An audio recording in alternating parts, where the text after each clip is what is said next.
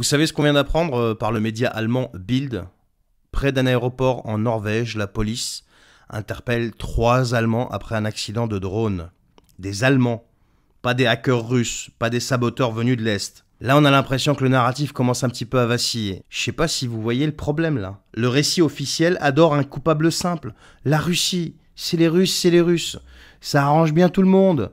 Sauf que la réalité, parfois, casse le plan. Et là, ça a été annoncé. Hein. Les autorités ont arrêté des Allemands. Et quand cette réalité en général casse le plan, faut pas se faire d'illusions, on répare le plan en fabriquant la peur, mais autrement. Vous inquiétez pas, hein, il manque pas d'imagination les mecs. Donc c'est pour ça qu'il faut se préparer parce que les faux drapeaux, les récits calibrés et la manipulation vont s'accélérer les amis. L'objectif c'est de vous garder inquiet, docile, prêt à accepter toujours plus de dépenses, plus d'armes et plus de tensions. Alors on demande toujours des preuves pour ces drones russes. Là en l'occurrence on a des preuves que c'est des Allemands, c'est pas des Russes. Hein. Mais là c'est pas moi qui le dis, c'est la police, c'est repris par le média Bild. Et voilà, Macron voulait encore jouer au grand stratège, il nous a sorti son film catastrophe. Un soi-disant pétrolier russe fantôme bourré de drones menaçants ou d'armes ou je sais pas quoi. Résultat, le navire vient de reprendre sa route tranquillement comme si de rien n'était. Non mais franchement, on fabrique des histoires pour se donner un rôle de héros et à la fin, on se ridiculise. Le monde entier est en train de lui rigoler au nez. La France passe pour une blague. À cause de qui? D'un type qui fait n'importe quoi. Pendant que les Français galèrent pour boucler leur fin de mois, les amis, lui, il s'invente des scénarios de guerre complètement hollywoodiens. Mais on n'est pas au cinéma, mec. On est dans un pays en crise et tu en es responsable. Avec une dette monstrueuse, des services publics qui s'effondrent. Et on a un président qui perd son temps à courir après des bateaux fantômes. Il appelle ça une menace. C'est ça la grandeur de Pinocchio? Non mais franchement, mais c'est un truc de fou. Mais ça s'arrête quand en fait? Quand est-ce que ça s'arrête? À chaque fois qu'il nous sort un truc, boum, c'est démonté derrière.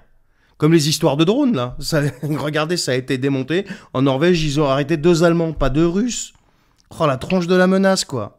Ah oui, il y a aussi Vladimir Poutine qui a répondu à Emmanuel Macron, vous savez, sur ces histoires de navires fantômes, de menaces russes et de je sais pas quoi. Déjà, il vient de se ridiculiser, notre Mac national, avec ces histoires de navires fantômes qui est déjà reparti. L'histoire des drones, bon, a priori, il y a 3 Allemands qui sont fait choper, donc, en Norvège. Et là, Poutine a complètement ridiculisé aussi notre Pinocchio national.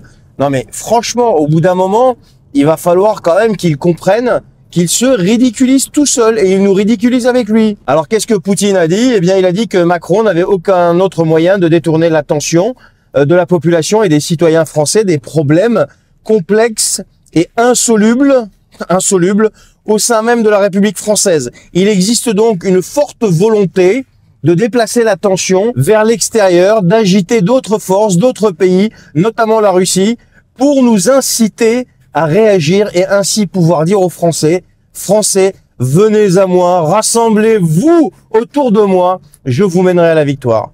Non mais franchement, que t'aimes Poutine ou pas, mais c'est la réalité. C'est exactement ce que ce type est en train de faire. Enfin, je sais pas moi, sors du cadre, je dirais partisan, idéologique, ce que tu veux. Mais t'es bien d'accord avec moi pour dire que quand même, Macron et puis les autres ne font que tenter de détourner l'attention en créant un ennemi pour justement nous faire avaler toutes les couleuvres qu'ils veulent nous faire avaler.